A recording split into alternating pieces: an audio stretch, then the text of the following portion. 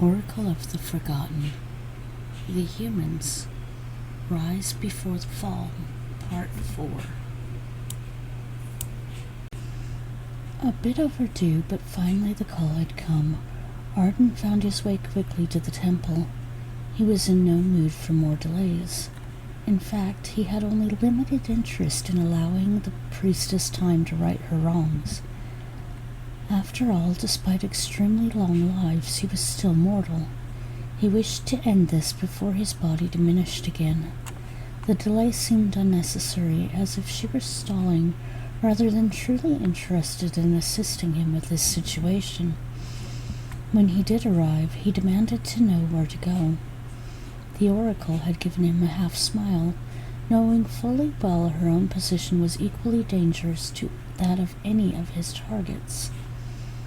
She could count the souls of the damned that marked on him, scars of ancient beings, many of whom no longer even existed. Something about them marked his very soul and his blade. Finally, she did answer him.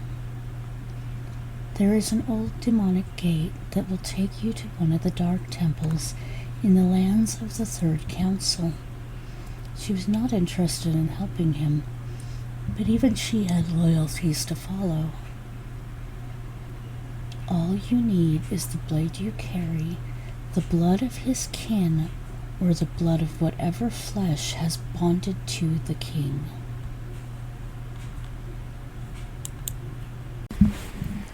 She informed Arden that exploring the temple would grant him an arc stone if he held none, but then her attention turned elsewhere. Needing to wait, was it for your benefit? A trap for you or another? It isn't mine to say. Of course, she was hoping that he would question more. After all, the longer he was in her lands, the less time he had to cause chaos elsewhere. Plus, she had called hunters to collect a specific treasure that was soon to leave her lands with them. Still, the way he looked at her at that moment told her far more than she wanted to know. He didn't care what the woman implied. Rather, he told her to keep her eye on that crystal ball of hers, lest she miss something very important. It was a veiled threat from a past she knew all too well. The same words were spoken before the fall of her sister. She decided to turn her attention away from him and his companion.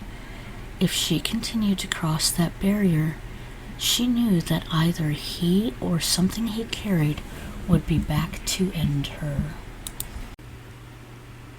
After leaving the temple, the mortal asked Aelynn if she was certain she wished to continue. It was her last chance to stay in this world. A part of him still hoped that she would stay behind. While not surprised the girl decided to travel with him, he knew it was a dangerous decision.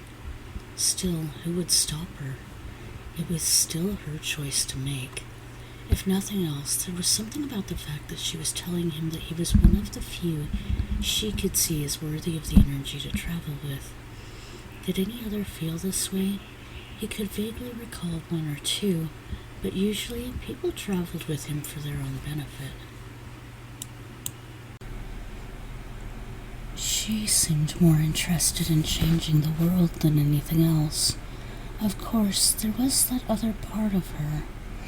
He was still uncertain if it was truly her or just some echo that was being offered to him. As they left the city, the man finally spoke up again. You are so determined to follow. Know this. I need to find a place called the Ninth Gate. A portal in that realm will take me where I intend to go. All I have read tells me that this is a place of special torment, torture beyond inhuman means. He may have had an inkling what he was talking about. After all, he had been in the very depths of some of these realms. His full past, though, had never been revealed to anyone fully. His own thoughts spoke up again, asking him if he intended to scare her away in order to protect her, or simply so that he could do this alone.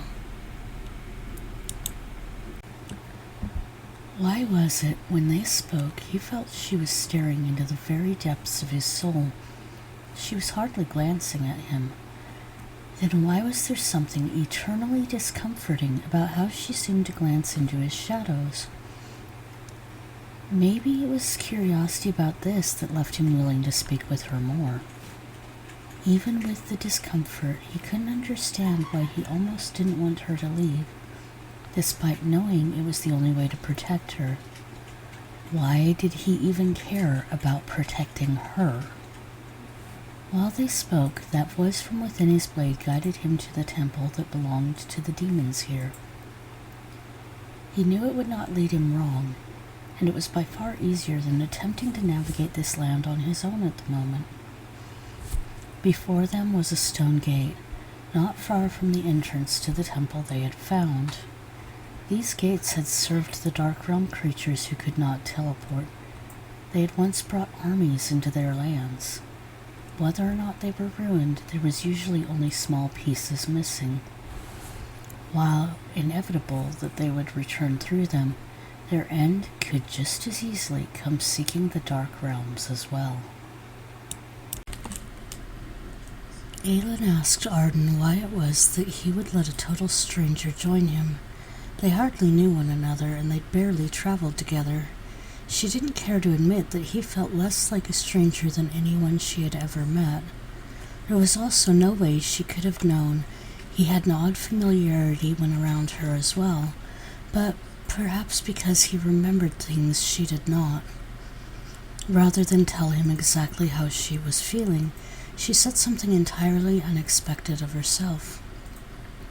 "I could be anyone with any goal. Then why would you let anyone this close without raising your guard?" She could feel something shift, but it was a still, quiet cold within him, and she wasn't certain how to feel. He seemed cold in his response, that it was a test. He looked her over a moment, and then reached into his bag, looking for an item that he knew would be there. Still, why did he feel comfortable around her? That rarely ended well. "You can't judge a person by populace, only individuality. This allows me to see if those with me are worth saving at all. Many got themselves killed." He realized who she might be from her statement, but told himself again it was impossible, as he had watched that one die. "I was never good at staying out of trouble, but I usually find my way back out." She knew of other lifetimes, and she'd escaped a true death several times in this one. Still, she insisted that it would be a shame to die too early. She was more than happy to let him ask her anything should he wish. She somehow felt that he deliberately kept his companions at a distance. The white-haired man couldn't be bothered with it. If the elf wanted to come, that was fine. They were near the portal, he was certain of it now. If anything, that was a comfort to him. He had done more talking than he was used to, and now he just wanted to get some things done. He found it a bit foolish a girl like her was so determined. She loved to fight, yet he wasn't sure she was really ready for the kinds of battles he usually endured. If anything, she was probably a liability at best. Yet somehow, that thought brought his blade to tell him that he should not underestimate the girl. That, by itself, left him even more curious of her nature. Aelynn was now watching him in silence as he stepped away from her towards the stone archway they had come across. She'd hardly noticed the passing of time, nor felt much energy from the area around them.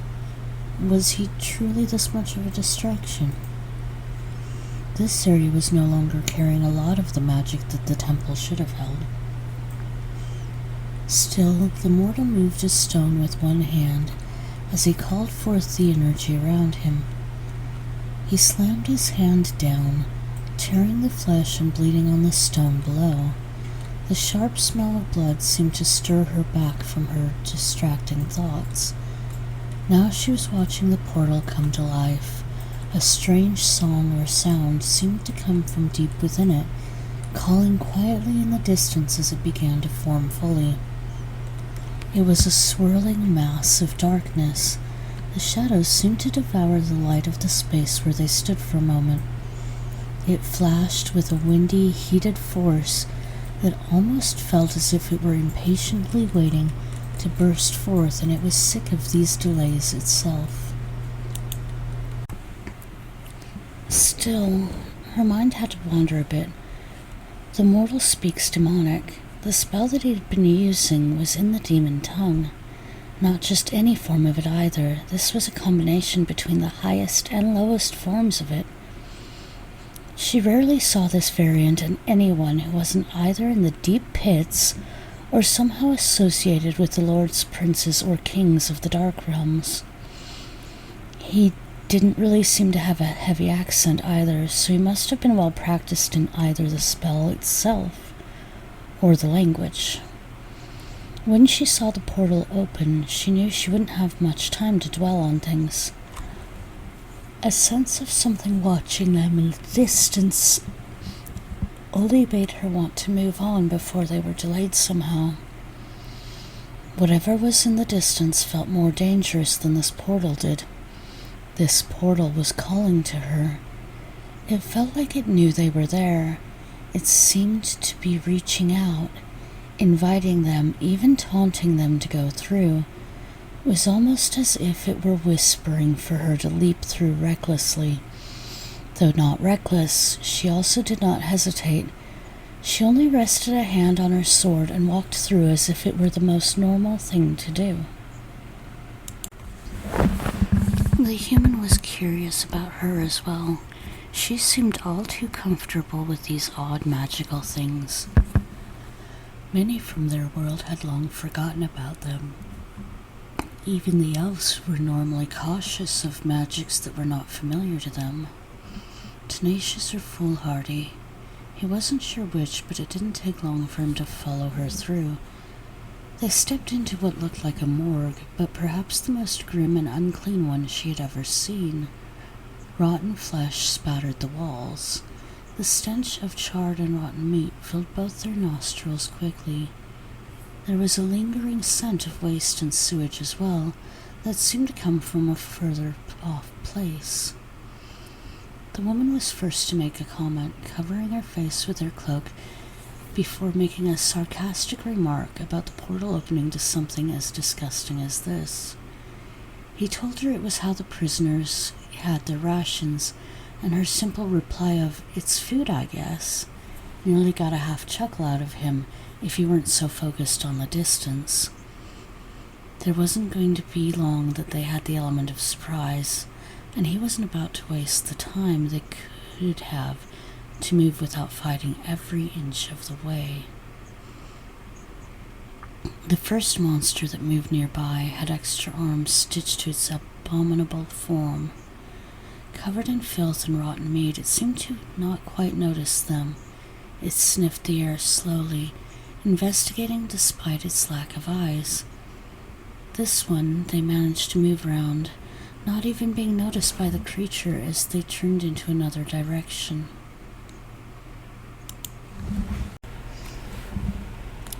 She watched the creature as they moved to another room. This one was filled with bodies, demons, humans, elves like herself. Even great and minor beasts were left behind. All were dead in various states of decay and missing flesh. She started to move forward from the shadows when the mortal told her to stay.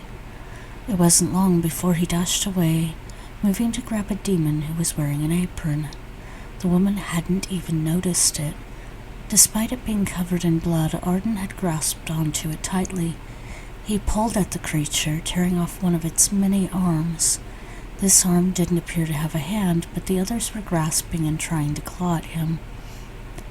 Various arms, hands, and even tool-like appendages reached for the pesky being that had grabbed hold of it. It wasn't long, though, before the demon began to cry for help.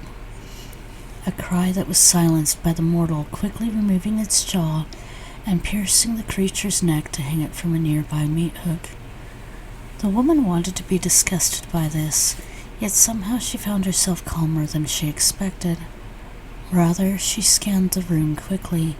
She wasn't sure what to do when the voice hit her own mind.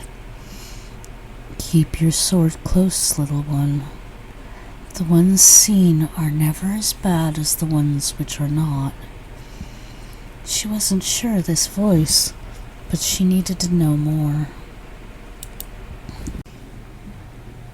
She extended her energy now, letting her senses look into the surrounding halls.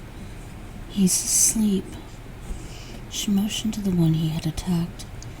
"If we're lucky, he'll be eaten before he wakes. The others, dozens, maybe even thousands if you go past the walls." She knew, though how was beyond her understanding.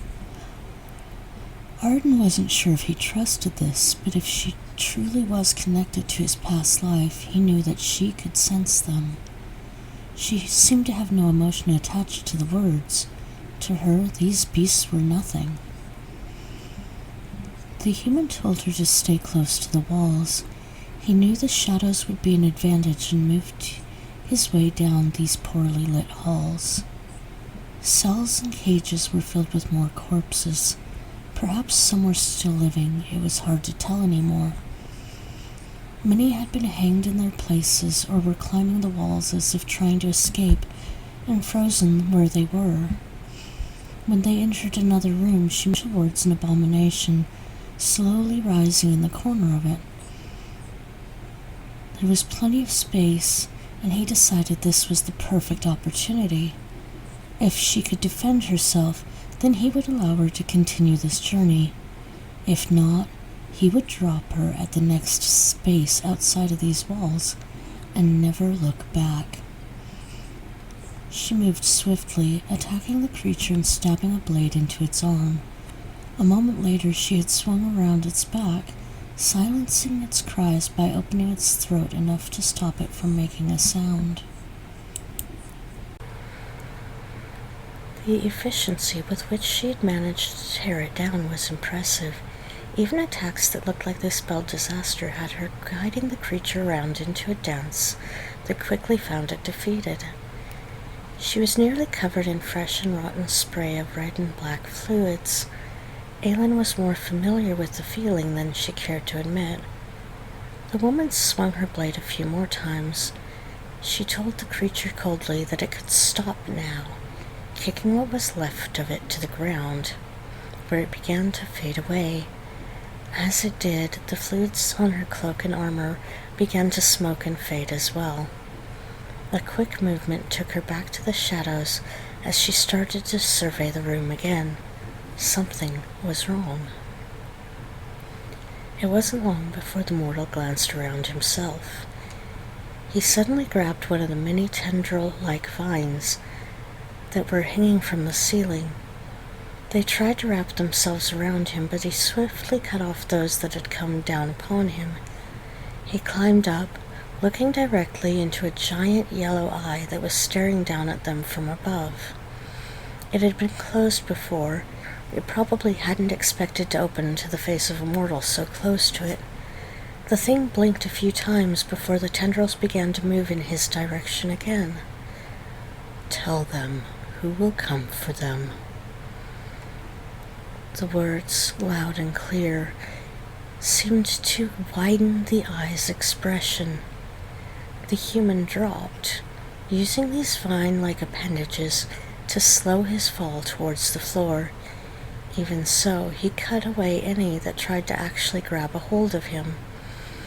The mortal growled slightly before telling the woman that they needed to move now. He motioned towards the nearby exit.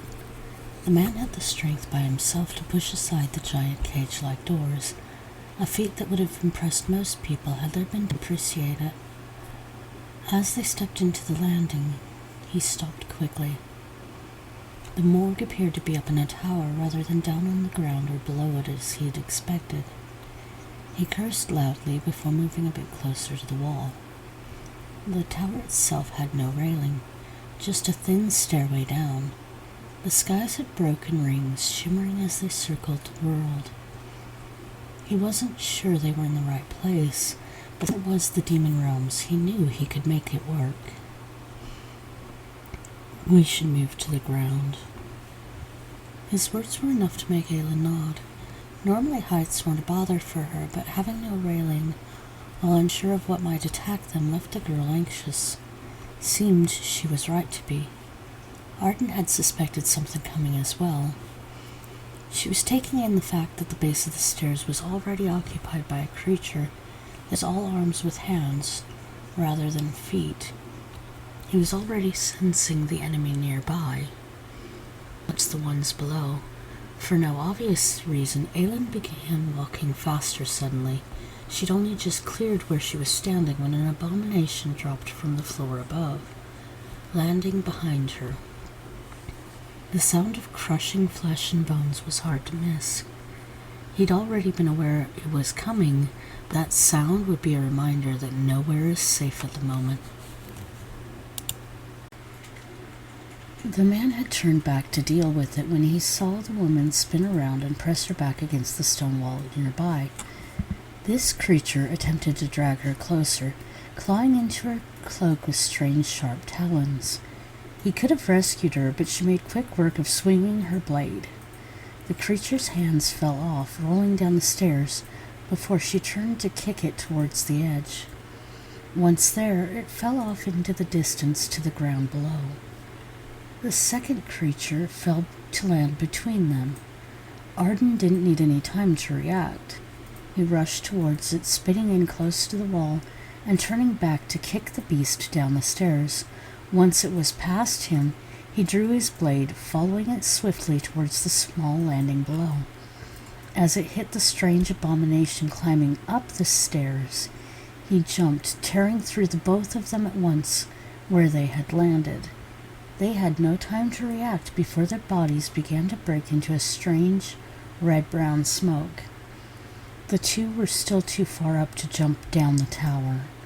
The human guided the woman down, jumping an entire flight of stairs at a time, from one lower landing to the next.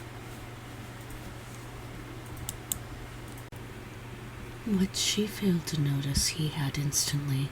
The tower was widening gradually. Even though the difference was small, it was still enough to ensure a safe landing. It wasn't long before they'd bypassed ones climbing up the stairs and were on the ground to face the enemy below instead. The woman once again confused herself with a question about the nearby gates. She'd not even seen them yet, only been aware they were there. She wasn't sure how to handle the fact that there was this inner knowing, but she couldn't take the time to focus on it. Arden was focused on the battle more than anything else, deciding the still open gates were their best chance of survival if they could get past those. Yet, as they both noticed them, the giant gates began to gradually close before them. The gates had closed when they reached them, and Arden used his blade to block the latch, forcing it upwards as he pushed against the large gate. Aelynn had asked his plan, but the human said nothing. He shoved her through the gap in the gates and quickly followed, closing them behind him. The latch that had rested on his blade was still held up by it, even as he was pushing the door closed. As he lowered his sword, the latch dropped, slamming the locks. "Let's move while we can." The words were more comforting than Aelynn wanted to admit. She heard the beasts slam into the closed gates. They were howling, clawing, growling. The great gates rattled as more and more monsters slammed themselves against them. He called upon the voice in his mind to lead them, and began down the path at a quick pace. The more distance, the better now. The plains were ashen, riddled with sharp rocks and dark stones. Much of the region seemed to be on fire, not too surprising to him. He'd been here before, just perhaps not this specific tower. He could sense as much as see the girl's discomfort. Her words were only confirming it. Indeed, it was a dead land, as she'd said. Not even carrion birds would stay here long. He realized the atmosphere alone was probably more changed than she expected. He still hadn't taken the time to think of the energy changes. For him, this was a breath of fresh air. This was a home to him, a land where no one dared to venture, a place his entire race was hunted, shamed, and often tormented. Yet he walked freely here. He would protect and avenge his people. Simply being here reminded him of his purpose. The woman listened to his advice on how to deal with the sudden heat. He followed with advice on how to deal with the thin air and the transition to the heavy yet thinning atmosphere where they were traveling next. This region was annoying her. There was so little life, flames burning without a known source of fuel, no birds, barely any sounds, other than an angry breeze and the burning and snapping of fires in the distance. Even all these changes and the incredible amount of magical energy surrounding them couldn't draw her attention away from the man and his sword. She knew she was meant to be here, traveling with him. It was all so familiar. They'd traveled long ago.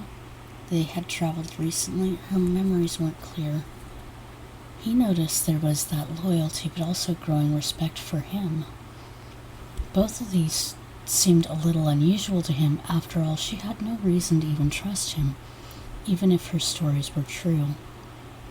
Arden mostly wanted to continue on his way. There seemed to be a cold aura around him, his breath even seeming to chill the air surrounding him for a moment. Eventually, he told Aelynn that they needed to find another being in this area or more ruins, but if they found anyone, he would need them alive. A part of her wondered if the cold inside of him and the fires around them were all just a sign of things to come. Only time would tell. He was still not sure if he should even let her continue to travel. She was a bit reckless, and he would need to test her a bit more. He needed to understand what kind of danger she might pose if the situation turned against him. He had no fear of losing against her, other than a lingering voice within the sword itself, a warning perhaps. It only said that she's neither an enemy nor what she seems. It was no comfort, but it seemed for now he had no choice.